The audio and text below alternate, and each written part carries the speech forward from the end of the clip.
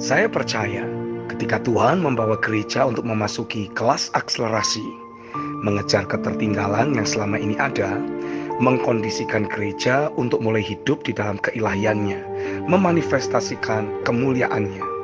Tuhan akan mempergunakan firman dan rohnya untuk membawa gereja menanggalkan semua yang lahiriah, kedagingan maupun duniawi, dan bergerak memasuki keilahiannya. Dia akan menyingkapkan berbagai pewahyuan firman yang dapat dipakai oleh setiap pemimpin dan jemaat untuk membuka pintu keilahiannya. Yang mereka harus lakukan hanyalah menjadikan setiap firman tentang hidup dalam keilahian yang mereka terima dari Tuhan untuk menjadi bahan doa mereka. Camkan firman tersebut, imajinasikan dalam pikiran kita, dan mulailah berdoa dalam bahasa roh.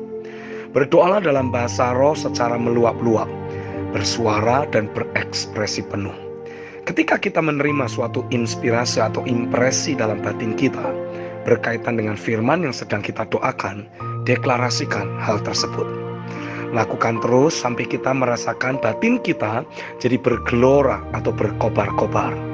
Dengan melakukan hal tersebut secara konsisten, kita sedang mengkondisikan diri kita untuk alami bekerjanya kuasa roh yang akan mencengkeram dan membawa hidup kita memasuki keilahian dan kemuliaannya.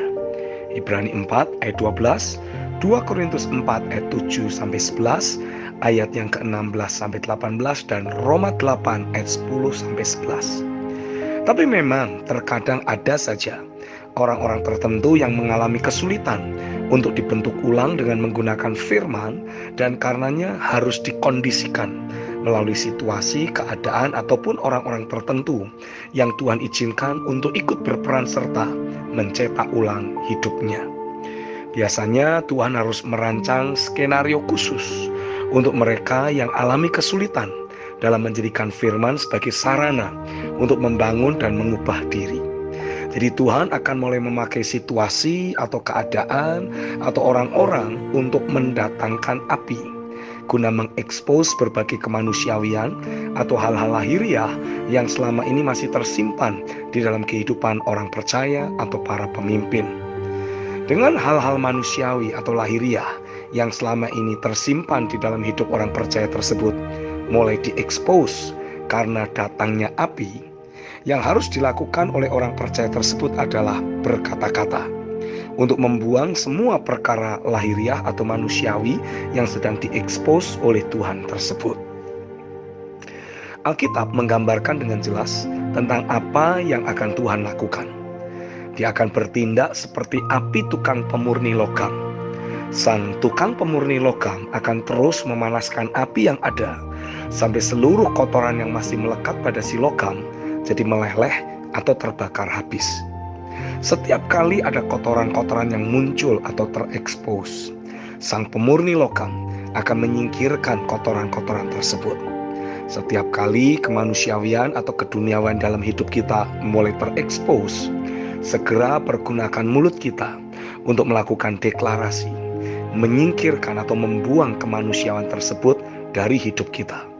Lalu mulailah mendeklarasikan datangnya hal-hal ilahi yang dari Tuhan untuk mulai menyatu dalam hidup kita. Jadi, justru di saat kita sedang marah hebat dengan seseorang, segeralah menyadari bahwa orang itu sesungguhnya adalah api pengekspos kemanusiawian yang masih ada dalam hidup kita, yang dalam hal ini emosi yang tidak terkendali. Segeralah berkata-kata untuk membuang emosi negatif yang ada. Jika aspek kemanusiawian yang masih ada dalam hidup kita adalah mudah terbawa perasaan atau mudah baper, dalam arti gampang tersinggung, kecewa, ataupun menyimpan ganjalan terhadap orang lain, dan Tuhan mulai mengirim api untuk mengekspos hal tersebut, sadarilah dengan segera bahwa kita sedang dibawa memasuki kelas akselerasi oleh Tuhan. Segeralah berkata-kata dan singkirkan aspek kemanusiawian tersebut, lalu kembali berkata-kata untuk mengundang keilahiannya. Kurang lebih gambaran yang Tuhan berikan adalah sama seperti suatu cangkir yang ada banyak kotoran di bagian dalamnya. Dengan dicuci lalu diguyur kembali dengan air, maka cangkir tersebut akan jadi bersih. Itulah yang sedang Tuhan lakukan atas hidup kita. Teruslah melakukan apa yang benar. Saat kita alami penyingkapan roh yang mengekspos hal-hal duniawi atau kedagingan yang masih ada di dalam hidup kita, sekedar bertobat saja tidaklah cukup. Dibutuhkan suatu tindakan nyata dari pertobatan kita. Mulai melakukan apa yang benar. Semua kesalahan yang pernah kita lakukan hanya bisa dibenahi dengan cara kita mulai melakukan apa yang benar. Demikian pula dalam kelas akselerasi yang harus gereja masuki.